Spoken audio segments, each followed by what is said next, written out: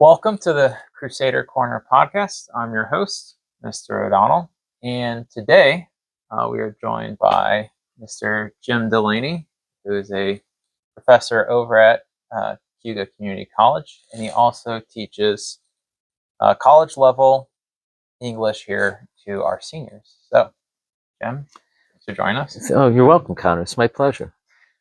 So the first question I got for you today is, why do you teach at Tyburn?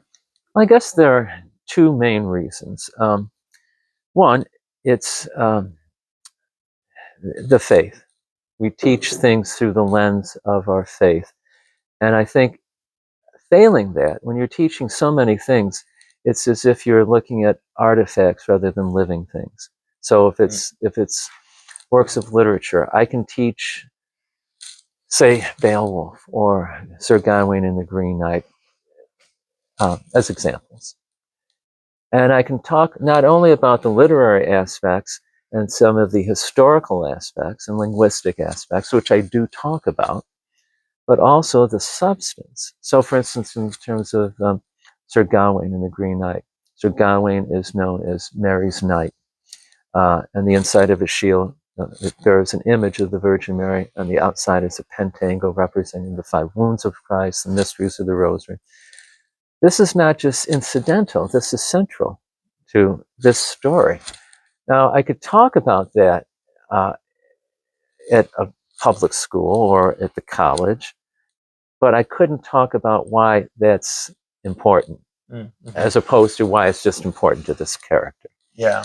And so I think if you're going to have meaning, it has to be imbued with faith as well, Right. in Christianity. And there is one other reason too. And sorry, I didn't mean to cut you off there. No, you're good. But I see a relentless attack on our culture by insidious forces in our country and other parts of Western civilization. And I see teaching at a place like Tyburn is one way to push back against this. So not only a religious and spiritual level, but a cultural level as well. Well, I think even you were saying teaching something that's alive as versus an artifact.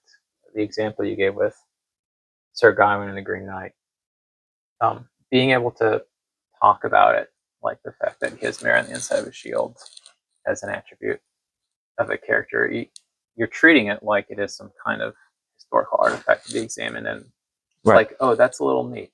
Yeah. Okay, what's the point? What's the meaning?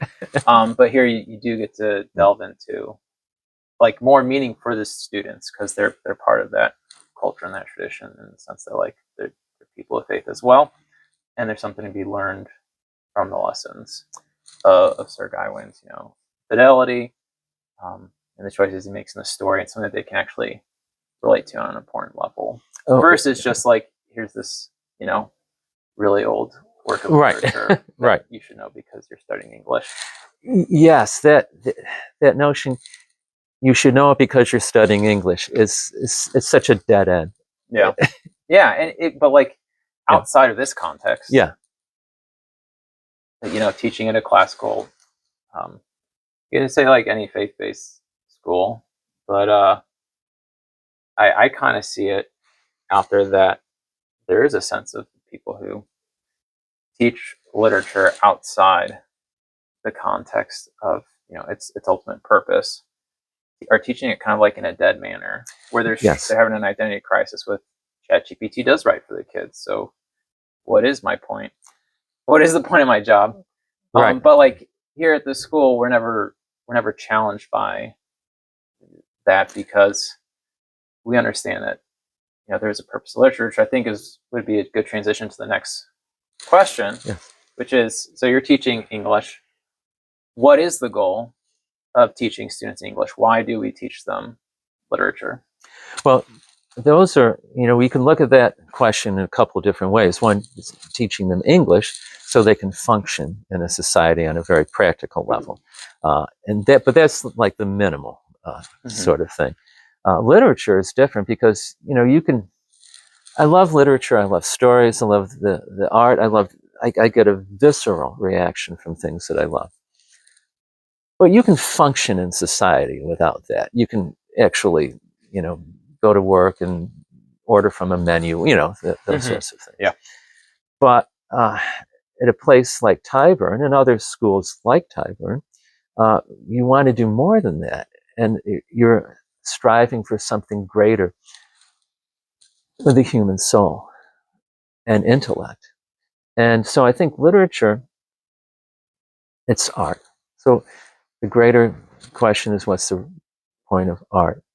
Um, the I would many writers from John Keats with Ode on a Grecian, and Vladimir Nabokov, and just about any of his works, just to name a couple, see art is transcendent, rising up. It's something that goes up and out of that time in which it was created and persists throughout time. So it's transcendent in that way. The late English philosopher Roger Scruton, who spent his academic life devoted to philosophical questions of beauty, and who my students at Tyburn in senior English class, they read some of his work in the class and look at a documentary that he did. He says that he believes, and I see his point, he believes that art is not itself transcendent, but it is reaching toward the transcendent, which is God. Okay. Yeah. So in that, I agree with him in that sense. I agree with writers like Keats or Nabokov in the sense that it persists beyond the centuries. In that sense, it's transcendent. Or the reason it persists is because it's tapped into. It's tapped into something. Eternity, right? So, Yes. like, with music, I'm a huge Lord of the Rings fan. Like, just books, movies, not the recent TV shows, but like I always think of Howard Shore, who's the composer. Always described as the reason why I love listening to the soundtrack of those films is because I think with his music, he's tapped into eternity, especially some of the pieces. So, I agree that in at Tyburn and other faith-based schools, we'll talk about the good, the true, and the beautiful. But these aren't just. This isn't just like a cliche. It's describing something actual. Yeah. And any story, and it doesn't have to be primarily a religious story, but any story that captivates people and persists throughout the centuries, it's because it's tapped into those things. And yeah. People recognize it without even being able to name it. They recognize it. Right. I mean, you had mentioned like the bare minimum reason to study English and grammar so you can function in society and, know how to read the McDonald's menu or, check out at the grocery store, what have you. But like there's more to human existence than that. Right. Right. And if you fail to recognize the eternal destination that man has, then you're going to fail to recognize what it is to be human. So part of the literature, the reason why we read like this great literature that transcends time, that taps into beauty, the transcendentals, is so that our students can live a full human life. Yes. And I think it's why like a lot of modern education focuses on utility as the end goal, and utility is important, but up until John Dewey in the 1900s, that was never the goal of education. Right. It was to actually free the mind. Right. That's why we get the term the liberal arts. The subjects you study so that you can have a free thinking mind and live a flourishing human life, not just a useful human life. Oh, absolutely. And I think that the liberal arts, at the vast majority of colleges and high schools in this country, and probably a good share of Western civilization, is dead unless you go to a faith-based school. That wasn't the case when I was younger. I went to my undergraduate school was a private liberal arts college, very strong program. There was a good share of it was mandatory that we studied, and the whole range of the liberal arts, including history, which should be called one of the arts because it has a muse. Muse Cleo is assigned to it. So I hate that when people call history a social science. So, but then that was long ago enough that you got this basis in liberal arts at a secular school. but I don't think you would today. And there is a concerted attempt. Victor Davis Hanson is one of the writers who's recognized this and who's written about this and spoken about this, the concerted attack by the left on Western civilization. There's been calls going back 50 years, and they've just been growing to dismantle the study of Western civilization on college campuses. Mm-hmm. Why do they want to attack it? Well, I think it's because of exactly what you just described, because what the liberal arts do to the human soul is arising and it's helping us become fully us, what we can be, rising up and above just this purely utilitarian world. Yeah. And I think that's why there's a visceral hate on their part. So you studied at Syracuse University, my graduate, right? yeah. So yeah. maybe you could give some insight into why that happened at university, because I think I remember you told me a couple stories about some of your colleagues who were students with you, and I guess they're now the new college professors. Yeah. What was that experience going to Syracuse? Well, in that cohort, and seeing the next generation of college professors dealing with literature in English. I have examples from my fellow students and from professors, things that they had said. And this, I'd studied philosophy and then English, and I also information science, and a couple of master's degrees there. And it was interesting when I was a master's student, an MA student, not a PhD student, in the English department. Most of the MA students, probably more to the left than me, but they loved literature. Mm-hmm. The PhD students hated literature. And this was in the early to mid 90s. So it wasn't just like 2 years ago. This goes back, quite a ways. And they saw, I know this is going to sound like something from the Babylon Bee, but these students, the PhD students, said that literature was fascist. Okay, so and these are people getting their doctorates. Yeah, getting their doctorates. They would study what was called theory, so like Foucault and Derrida, along with Marx and the feminism. The transgender stuff hadn't come in yet, but so it's this sort of vile potpourri, and so okay, I'll bite. Why is it fascist? Well, it's fascist. I was told by these people who held this position that because it was an author imposing his view of the world on you and creating a story. But that's what a story is, someone telling a story. One of my professors, who was pretty well known, he said one of his works was made into a movie with Leonardo DiCaprio, and he was a Green Beret officer during Vietnam. But he loved stories. He wrote fiction, memoirs. He loved telling stories.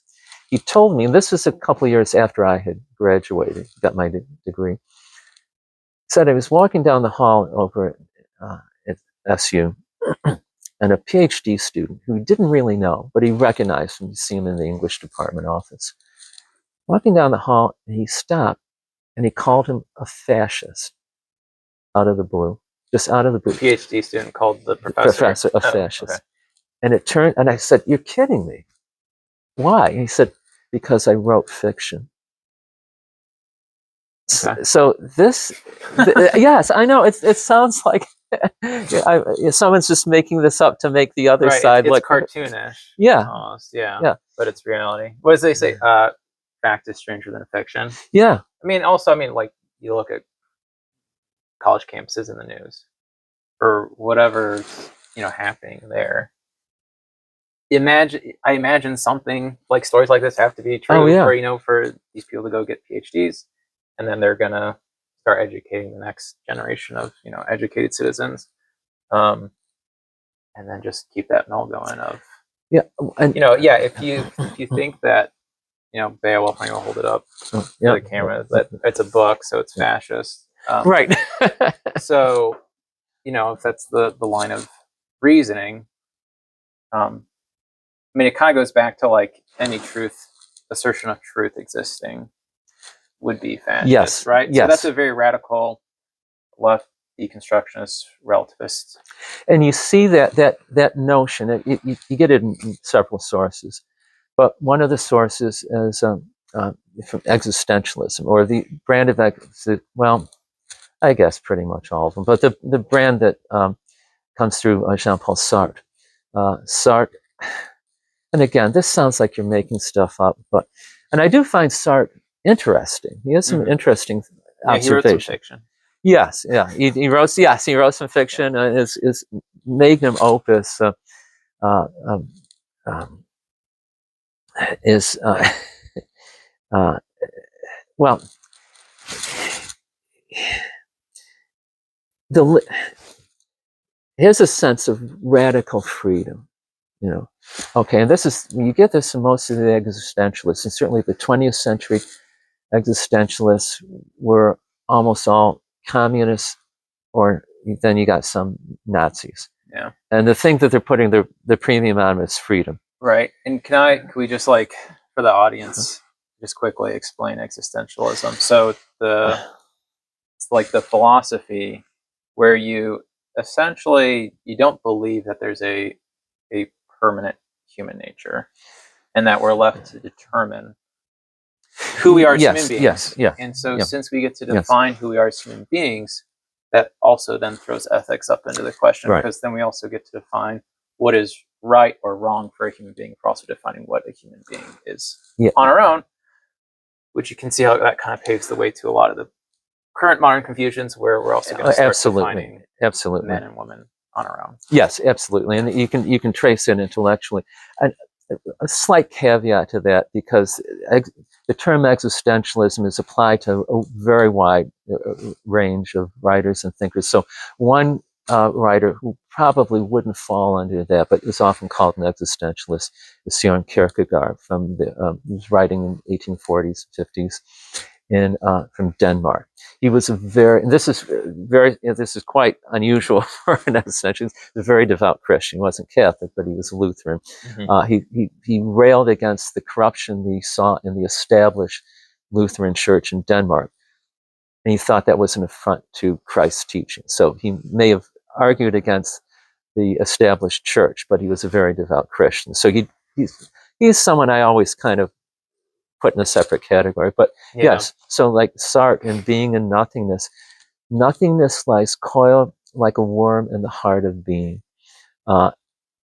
Again, one of they believe in this radical freedom, and yet they're communists. And he doesn't think and you're right, absolutely, there's no set nature. We determine our own. A dictum of many of the existentialists is existence precedes essence. We decide our own. Yeah. And so the greatest, and again, this sounds ludicrous, but the greatest limit to our freedom for someone like Sartre and those who believe these things is that we were born. This is the greatest limit to our freedom, because no matter what choices we make, we had no choice in the fact that we were born. So this limits our freedom. Yeah. The existentialist project, in that sense, falls apart if you spend 5 seconds thinking about it, because part of our essence, and you see this hierarchy of elements in our nature, certainly going back to Aristotle, picked up by St. Thomas Aquinas with his metaphysics, which he drew heavily, on Aristotle for. We can't just decide that we don't want to breathe air or drink water. Yeah. We don't decide that, and so the limited reflection on their own theories is startling. Right. And that's even I think that's a lot of what, like, Russian literature critiqued as well. I think of Crime and Punishment. And it's more like playing with Nietzsche's philosophy than necessarily Sartre's. But Raskolnikov decides that he's going to determine his own identity. He's going to go murder this woman. It's going to be completely fine. And then he finds that everything in his human nature rebels against the idea that he had the absolute freedom, to commit that crime. And I think that's a lot of like what happens when the rubber hits the road with philosophical theory that then ends up destroying lives. It's a good indication that that's not a really great philosophical theory, as legitimately, you can give them intellectual credit. I don't think it does anyone any favors to just dismiss modern philosophers as nincompoops, because they're certainly not that. But you got to look at, okay, does this actually add up when you make your actual real world observations? If it doesn't, that's a good indication you have a premise that went off somewhere. Oh yeah, and as I mentioned, I read Being a Nothingness as an undergraduate in translation. My French is not good enough to read that prose in French. It's really disappointing. Yeah. But there were a number of observations and ideas that Sartre had in there that I thought, he's onto something here. But then he just takes this so far, and it's as if, that confirmation bias. You start seeing things, and they fit your theory because you're only looking at those aspects of the thing that will fit your theory. You don't look at the other aspects like, well, no, it doesn't fit here. But you're just, and that's not just, we all can suffer from that. So, but I think that's one of the big problems that I see anyway, and a lot of philosophers like that. I have to tell you another story about SU. So, as you mentioned Beowulf. So, when I was studying English, I took 2 semesters studying Old English. I had a seminar in Old English in the fall, learning grammar and translating from the Old English shorter poems and other things. And then a seminar in that spring term just on Beowulf, where we translated Beowulf, which the task of translating Beowulf is not just getting the lexicon, not just the vocabulary. The whole structure of the language at the time was different. The structure of English now was radically changed after the Norman conquest of England. The Norman French was brought in, and that even is why our poetry rhymes, because the Old English did not use rhyme in their poetry. Oh, okay, yeah. So this is a Germanic and Nordic structure. So it was quite a task. So the professor that I studied this with, and we became friends, and we were out to lunch one time. This is after I graduated, and again, he was to the left of me, but he was a great professor or teaching. He wasn't insane. And at lunch one time, we were talking about this. This is back in the mid to late 90s. And he was talking about how guys like him, he said, I don't know, when I retire, I don't know if there's going to be anyone to teach Old and Middle English at Syracuse, because they don't want to hire people that will teach these things. And he said, this was sort of generically known as theory. And that if someone said theory, they included all the Marxists, the deconstructionists, all of this stuff. He said, a number of years ago, when I was on a hiring committee, we had a candidate sent in, I think it was a woman. I think he said her application, and she was heavily into this stuff, this theory. And he said, I voted to hire her because I thought, well, let 1,000 flowers bloom. How is it going to hurt to have one? Now, the first thing I thought of, I wouldn't call that a flower to begin with. But he thought that you just for like diversity. Like adding a Marxist to the faculty? Yeah. Okay. Yep. He said, and that was a mistake. Because once we let someone in like that, the department that just started spreading. So it wasn't like a flower spreading, it was like a weed taking over. Yeah. And he saw this. So at this point, I think when we had this conversation, it was like, I don't know, 96, 97. So it's still quite a while ago. Yeah. And he saw that you let someone in like this, and it takes over and it destroys the department. Yeah. Tragedy. Yeah. Good thing there's still good colleges out there, though. Yes, Yeah, places like Tyburn. Tyburn. Yeah, well, Yeah. yes, So, absolutely. I wanted to shift the discussion out of poetry. So, because we recently had a poetry reading night at the school that we can talk a little bit about in a minute. Talk about poetry. What's unique about poetry? How's it taught in your classes? Well, I think it's interesting you asked that question today because I have a couple packets of poems, and and I do this at the college too. I don't assign a poetry book because they're expensive, and I try to save students money, and here to save them school money. There are a lot of magnificent poems in the public domain, so using these. So I talk about, although there are elements of prose and poetry that overlap, there are discernible differences. Now, poetry historically, it's certainly, I think, not just in our civilization, but certainly in our civilization, going back to the time of the ancient Greeks, was linked to the divine. Now, it may have been pagan, but it was linked to the divine. Yeah. They saw this as like connecting with a deity.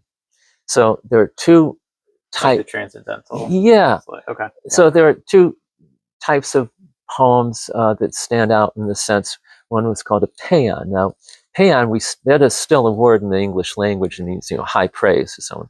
These paeans were offered quite often by armies when they're drawn up on the field of battle. Both sides is in the same culture. That a Theban army and a Spartan army might be offering these paeans. This is a type of poetry to Apollo, asking them to help victory. Or when ships were setting sail, they'd say these paeans. There's another type of poem called a dithyramb, and the only time I've ever heard dithyramb spoken of is not in our language. It's just when you're talking about this form of poetry. It's a type of poetry of these festivals to Dionysus. So going back, there was this link that poetry is doing something different with the language. And we have that in the Middle Ages. There was a saying, music is the handmaiden of poetry. So with liturgical, texts, the music was just there to serve the poetry. Okay, yeah. So I just gave my students an assignment today. The other day, they had to come in with picking a poem from the packets that they like, to recite it, and then say something about it. Whatever, sparked them. And I was talking about how poetry does things like through repetition, through alliteration, through the cadence of the line, through the rhythm of the lines. It does something to us. It takes us to a somewhat different place. Now, you can have those elements in prose too. Like first paragraph of like Nabokov's Lolita has a very poetic quality. That magnificent closing line of The Great Gatsby. That's like almost, it's a poetic type of. What is it? I don't have that memorized. I just love this. I love that novel. So we beat on, boats against the current, borne back ceaselessly into the past. I just got chills re-saying those words. I think it's just magnificent, and it captures something that's so true about such a great part of our lives. If there is a good part in your past, that yearning, that calling, I'd love to return to this. And so much of our life is maybe, with some people more, other people less, but an attempt to return to that. So it's hitting on something true, and it's put so well. So that you do have these poetic qualities in prose, but it's different. Yeah. So I told my students today, in the second part of the period, pick one of the poems from the packet. It can be the one you read the other day. It could be something else. And try to write it. Keep the basic information there, but write it in prose. Like you're converting it to a paragraph. Sure. Something. Okay. Yeah. And so I said, you don't have to finish this today, but Monday after break, read them and then talk about what's different. So that sounds like a funny exercise. Yeah. And the paragraphs will sound pretty weird. Well, yeah, and that's okay. I mean, that's so you asked me about teaching poetry. So this is not a creative writing class in poetry, which I have taught at OCC. I've taught it a couple of times over there. So I'm not getting into some of the more technical. One of the another excellent course I had at Syracuse, one of the non-woke courses, was by a professor whose lectures was called the Forms of Poetry, and I think that was the name of it. No, the Structure of Poetry. Okay. And so we got down to very like low level stuff, like the sound of a line with the modulation of vowel sounds or consonants. I mean, we were looking at. Yeah, you see, everything you're talking about is the reason I wasn't an English major in college. I was torn between English and philosophy, and then I realized, I think I just like the ideas in books, not whatever you're talking about. Well, and I did both. I did, Yeah. So you're more gifted, man. Well, no, not necessarily. But these lectures were they're published. I think it's the 4th or 5th edition that of his work. But yeah, we got down to this very technical level, which you have to understand. You have to be thinking about what you're doing if you want to write, other than just I'm writing this for myself. But if you want other people to like wow, I like that. You get it's because it's a craft. Yeah. It's not just like, oh, I fell off, the boat, and now I can write, the Odyssey. It's you work at it, and so I don't do that sort of thing. I might mention, listen to the repetition, listen to the rhyme, all this. But what I try to get them to do is read it and sort of experience the sound and the rhythm of the poem. Okay. Yeah. And even people who say they don't like poetry would generally like doing this. If they get a poem that they like and they're reading or they like music, they just don't understand that modern music is just the modern poetry we're producing today. I mean, some more or less, but I wanted to circle back to what you had said at the start, that like poetry for the Greeks had this notion of the divine. Do you know the Norse mythology of how poetry came into existence? I must have come across it, but I can't read. No. Okay, so like Odin, he either turns into an eagle or a raven, pick a bird, and he steals the poetry, which is in a vat from like a giant or something, and he goes, drinks up the poetry in this vat, and then he's flying back to Asgard, and he's gonna, vomit up the poetry in Asgard so that, Asgard and Midgard can now have poetry thanks to Odin's gift. So it's like it comes from the divine. Yeah. But while Odin is fleeing the giant, they like throw a rock or some missile at him that spooks him as he has to get out of the way, and because of that, he jolts, and some of the poetry comes out as excrement from his rear end.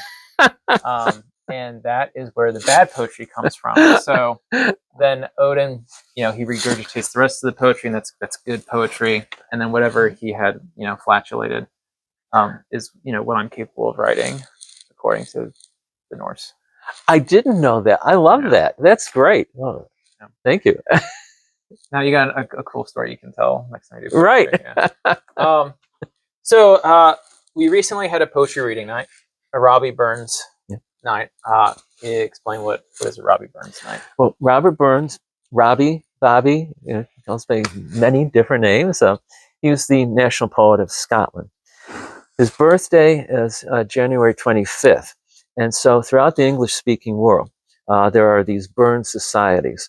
And they'll have these big dinners. They'll have a bagpiper and pipe in what's called the haggis, which is, I've never had it. Have you ever had? Yeah.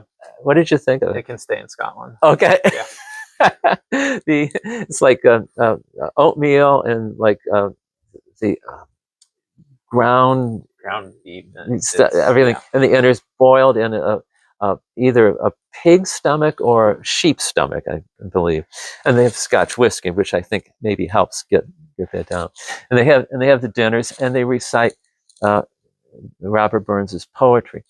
Um, so this is last night was our 4th annual Burns Night Poetry Reading here. It's a problem scheduling it. So we were originally going to do it last week, but luckily our boys team was in the playoffs, so it coincided, so we shifted it to last night. And there are, the societies, they try to get them as close to his birthday as possible. But it's a celebration of his poetry. Now, at Tyburn, we use that as the occasion for this, and we have some Burns's poetry, and some people wanted to read some of his poetry. We do always conclude the evening with the singing of a piece that almost everyone in this country knows, and very few people know that Robert Burns wrote it, but it's Auld Lang Syne. We sing a verse of Auld Lang Syne. And so, like, I brought, like, I read a few of my own poems. Then we had people, some adults on the faculty, some adults who I just invited out who were part of the Tyburn community, but they're not on staff or students. We had students who, one student read something she had written. Other students just had poems that they liked, and they read them.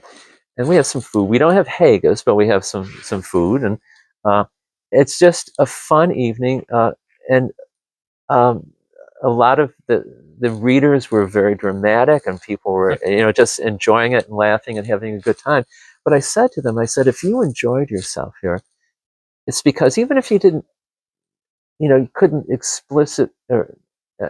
explicitly describe why you reacted, but you reacted to these elements that, as you mentioned, are these are eternal things of the world, that we respond to these things, and that's why you're enjoying it. Well, so why can you speak to why it's important to host these kinds of events? Well, I think a couple reasons. One, it helps to bring people together in a community more, the community of Tyburn. Also, in days gone by, there used to be more of these cultural things in our world, and they are disappearing. And I think that's a sad thing. And I think it's the side that wants to destroy these things. They're happy to see these things being destroyed, and only state-sanctioned things like state schools or things like this, that this is where you go for your, ersatz culture. I think it's important to have these things. Not even culture. Right. This is where you go for your multicultural. Yes, yeah, absolutely. So it's good to have these things, and people like them. And I had people coming up to me afterwards wanting me to do more of these things at the school, and I'm very happy, to do more. So, we were just speaking about a half hour ago, possibly doing another reading, open poetry reading in the spring. Yeah, fantastic. All right, Jim Delaney, thanks for coming on. It's my pleasure. English 12 teacher and board member. So, thank you, Connor.